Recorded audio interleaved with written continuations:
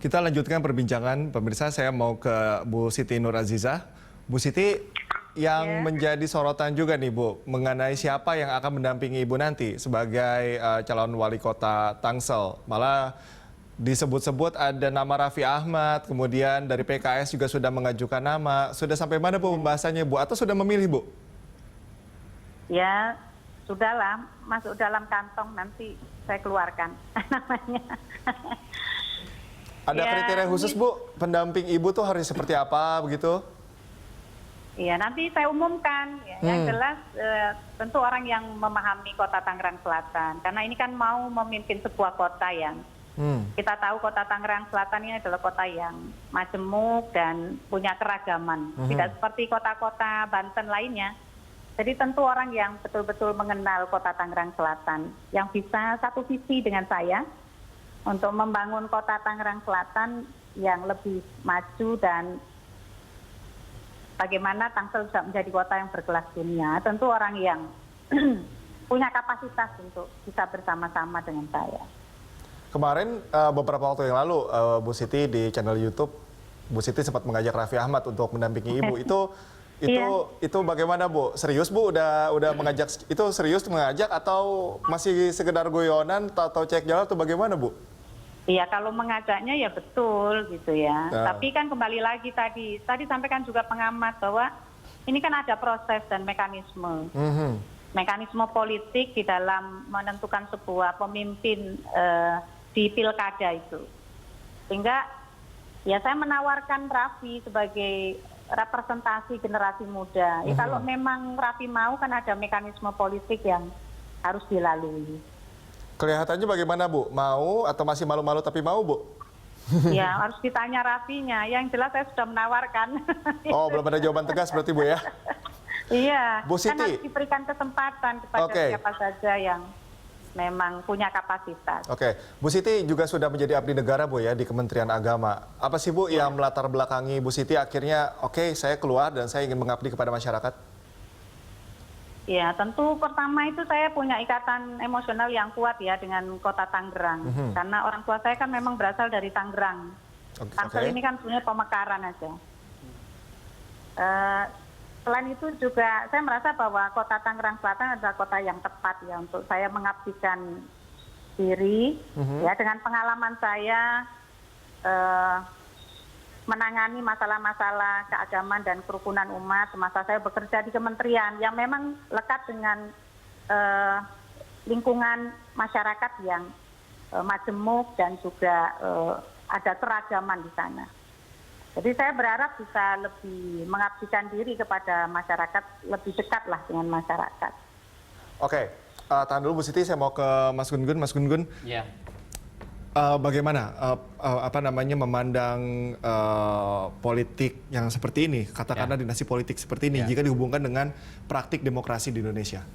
Oke, pertama menurut saya semua orang ya yang punya berkah dalam tanda petik ya kekuatan rujukan itu memang tidak cukup hanya sekedar menyandarkan diri pada kekuatan rujukan.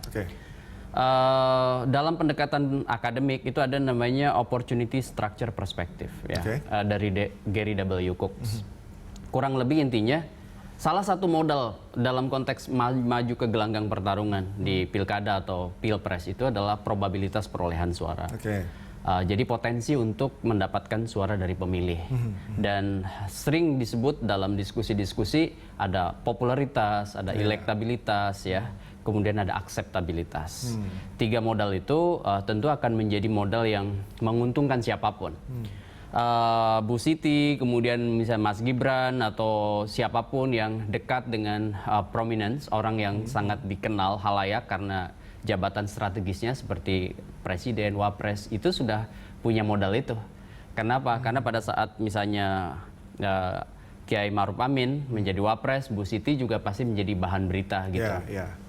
Itu popularitasnya udah ada, tinggal kemudian menggenjot elektabilitas dan akseptabilitas. Jadi tingkat penerimaan ya dan tingkat keterpilihannya.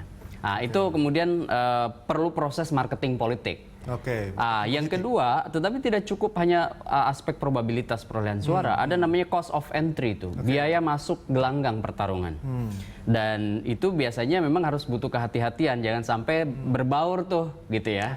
Antara misalnya modal ekonominya dia, siapapun dia, misalnya Mas Gibran atau Bu Siti atau siapapun yang dekat dengan orang yang dalam kekuasaan, itu dengan fasilitas atau sumber-sumber yang kemudian bersentuhan dengan taruhlah sebutlah misalnya dana rakyat gitu ya, karena misalnya fasilitas-fasilitas yang dimiliki oleh keluarga.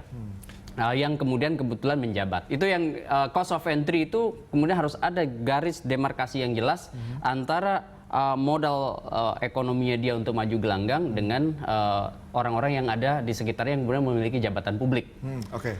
Kemudian yang ketiga nih, dalam pendekatan yang paling strategis itu bagaimana memastikan bahwa jejaring internal dan eksternal, jejaring internal itu partai pendukung dan jejaring eksternal basis pemilih, itu kemudian terkonsolidasikan dengan baik.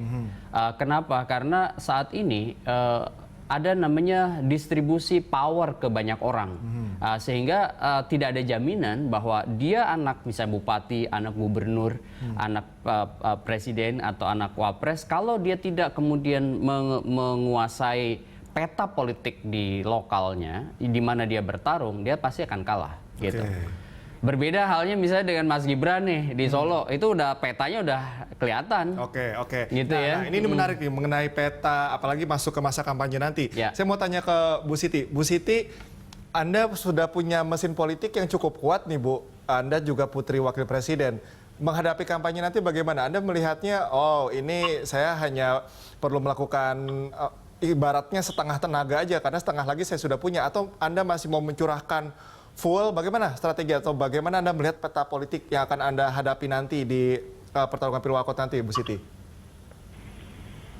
Gini ya, di Kota Tangerang Selatan ini kan sharing power politiknya juga hampir rata ya, di partai-partai. Jadi itu memerlukan koalisi partai dan konsolidasi partai yang kuat. Jadi untuk turun di Kota Tangerang Selatan, saya kira sepakat saya bahwa tidak cukup hanya popularitas, tapi juga elektabilitas dan akseptabilitas itu memang harus betul-betul digenjot ya. Tidak cukup saya hanya putri wakil presiden, kemudian saya bisa mendapatkan elektabilitas dan akseptabilitas dengan begitu saja. Apalagi kondisi di Kota Tangerang Selatan itu kan kota yang saya sampaikan tadi adalah masyarakatnya masyarakat urban ya, masyarakat urban yang tadi saya sampaikan majemuk dan juga banyak keragaman di sana. Sehingga tentu saya harus menyentuh ya seluruh elemen masyarakat dengan tentu karakteristik yang cukup beragam. Jadi saya memang harus menyentuh semua ya elemen masyarakat tersebut untuk mengkomunikasikan gagasan-gagasan ya. Kemudian juga kapasitas yang saya miliki untuk bisa diterima oleh masyarakat. Sehingga ya tadi konsolidasi partai tadi disampaikan itu juga menjadi sangat penting karena mau masuk ke ajang kontestasi itu kan harus ada tiket dari partai. Dan partai di sana itu tidak seperti di Solo ya yang sangat dominan satu partai. Ya harus membangun koalisi. Apa Bu Siti yang Anda tawarkan? Program-program seperti apa prioritas yang Anda tawarkan? Anda melihat masalah yang paling krusial yang harus dibenahi di Tangsel itu apa Bu Siti? Di Kota Tangerang Selatan dengan kondisi masyarakat yang sangat majemuk, persoalan yang paling mendasar tentu persoalan kependudukan yang akhirnya menimbulkan gap community ya, kesenjangan. Ya, kesenjangan antara kota-kota mandiri yang dibangun oleh para pengembang nasional besar, yang kemudian juga menjadi jauh kesenjangannya dengan kampung-kampung yang ada di Kota Tangerang Selatan. Itu menjadi sebuah catatan penting ya untuk membawa Tangsel ke depan itu lebih maju. Makanya tagline yang saya bawa juga tagline Permata, pemerataan kemajuan untuk kesejahteraan masyarakat Kota Tangerang Selatan. Oke, baik Bu Siti dan juga Mas Gun Gun tetap bersama kami dan pemirsa kami akan segera kembali usai jeda tetap di Good Morning Jakarta.